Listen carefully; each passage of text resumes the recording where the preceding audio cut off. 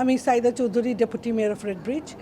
আমি আসলে কমিউনিটিকে জানাচ্ছি অনেক অনেক ধন্যবাদ এবং কৃতজ্ঞতা যারা আমাকে নির্বাচন করেছেন সেকেন্ড টার্মের মতো। আমি রেড ব্রিজে আছি কাউন্সিলর গত 4 বছর এবং আবারও আমি কাউন্সিলর হয়েছি। অসংখ্য ধন্যবাদ এবং জানাচ্ছি যারা আমাদের কমিটি সবাই যারা আমাকে হেল্প করেছেন, সাপোর্ট করে গেছেন এবং এখন পর্যন্ত সাপোর্ট করে যাচ্ছেন। আমি আজকে ডেপুটি মেয়র হয়েছি শুধু আমার জন্য না, আমি বাংলাদেশি সমাজের জন্য হয়েছি।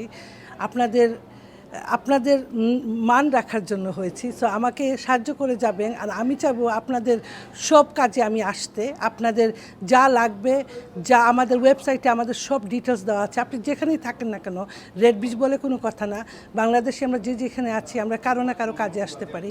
আমাদের মতো যারা আছেন আমি চাইবো আমরা সবাই আপনাদের সবার কাজে আসে, কারণ আমরা যদি আমাদেরকে সাপোর্ট না করি, আমাদের বাচ্চাদের সাপোর্ট না করি, আমাদেরকে কে সাপোর্ট করবে?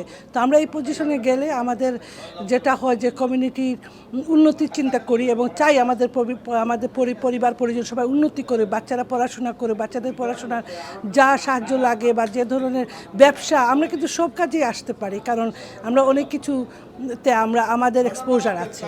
সো আপনাদের কোনো যদি কাজ থাকে বিশেষভাবে ফ্যামিলিগতভাবে বা যে কোনো ইস্যু থাকলে আমাদের সাথে যোগাযোগ রাখতে পারেন, করতে পারেন। আমরা তো ওয়েবসাইটে আমাদের নাম থাকে, ফোন নাম্বার পর্যন্ত থাকে। সো আমরা চাই কমিউনিটির কাজে আসতে, আমাদের কাজে লাগাবেন। আমরা এই কাজের জন্যই আমরা বসে আছি। বাংলায় রিতা হ্যাঁ হয় না।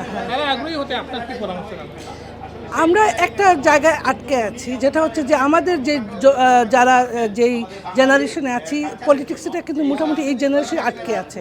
আমরা চাই নতুন প্রজন্মরা আমাদের সাথে যোগ দেখ, লিপ্ত হোক এই কাজে, কারণ পলিটিক্স শুধু পলিটিক্স না, এটা হচ্ছে পলিসি মেকিং। আর যে কোনো সমাজের পলিসি মেকিং আছে ক্রুশাল জিনিস। আপনি যদি শক্তি থাকে, আপনি যদি পলিসি মেকিং করতে পারেন, একটা সমাজকে বদলাতে পারেন। সো পলিসি মেকিং কিন্তু আপনি কমিউনিটি ওয়ার্কার হলে হতে পারবেন না, ডাক্তার হলেও হতে পারবেন না, বা বড় বড় চাকরি করলেও হতে পারবেন না, বাট পলিটিক্সে থাকলে কিন্তু আপনি সমাজ একদম বদলাতে পারবেন। আপনার পলিসি, এখানে আপনার কথা থাকবে, আপনার কথা শুনবে সবাই। সো আমি ভাবি যে নতুন প্রজন্ম যারা বুঝে অনীহা করে পলিটিক্সে আসার জন্য, তারা কিন্তু সুযোগটা নেওয়া উচিত, কারণ এখনও খুব ভালো ভালো সুযোগ আছে অনেক এলাকায়। যে কোনো পলিটিক্সই করুক না কেন, কিন্তু মূলধারা পলিটিক্সটা করা উচিত, কারণ সেখান থেকে কিন্তু আমরা পার্লামেন্টে যেতে পারবো। আর পার্লামেন্ট হচ্ছে যে দেশে আমরা থাকি সেই দেশের লটা তৈরি হয়। আর লতে যদি আমাদের কোনো সে থাকে না, ল যখন বানানো হয়, আমাদের যদি এখানে কোনো অংশ থাকে না, তাইলে কিন্তু আমরা আমাদের জন্য কিছু করতে পারবো না। আমরাও শুধু আমাদের সমাজকে আমরাই বুঝি ভালো। তো আমরা আমাদের জন্য চেঞ্জ আনতে হলে আমাদের নতুন প্রজন্মকে আমরা পলিটিক্সে ঢুকাতে হবে। এবং